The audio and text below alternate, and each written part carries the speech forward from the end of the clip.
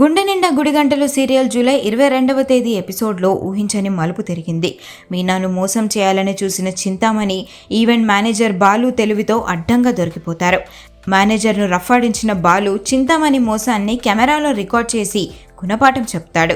Owner కూడా ఇకపై చింతామణికి ఆర్డర్లు ఇవ్వనని, అన్ని ఆర్డర్లు మీనాకే ఇస్తానని స్పష్టం చేస్తాడు.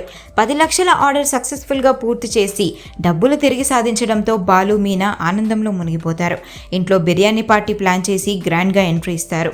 మీనా ఓడిపోతుందని సంబరపడ్డ ప్రభావతికి ఇది కోలుకోలేని షాక్గా మారుతుంది. మీనా మెడలో దండ వేసి సత్యం సత్కరిస్తే మీనా సక్సెస్ చూసి ఓర్వలేక ప్రభావతి అన్నం తినకుండా కుళ్ళుకుంటుంది. కోపంతో డాన్స్ క్లాస్కు వెళ్లిన ప్రభావతి చింతామణికి కాలీఫ్లవర్ బొకే ఇచ్చి అందరి ముందు పరువు తీస్తుంది. బాలు తెలివైనవాడు కాబట్టే మీ మోసాన్ని తిప్పికొట్టాడంటూ చింతామణి కామాక్షిలపై ఫైర్ అవుతుంది. మరోవైపు మీనా తనకు అప్పు ఇచ్చిన సింగరాజు దగ్గరకు వెళ్లి జాప్యానికి క్షమాపణ చెప్పి అసలు విషయం వివరిస్తోంది. తప్పు చేసింది చింతామణి అని తెలుసుకున్న సింగరాజు షాక్ అవుతాడు. ఆమె తన మాజీ భార్య కావడంతో మీనాకు పూర్తి మద్దతిస్తానని, ఎంత పెద్ద ఆర్డర్ వచ్చినా ఆర్థిక సహాయం అందిస్తానని హామీ ఇస్తాడు. దాంతో సీన్ మొత్తం మీనా వైపే రివర్స్ అవుతుంది.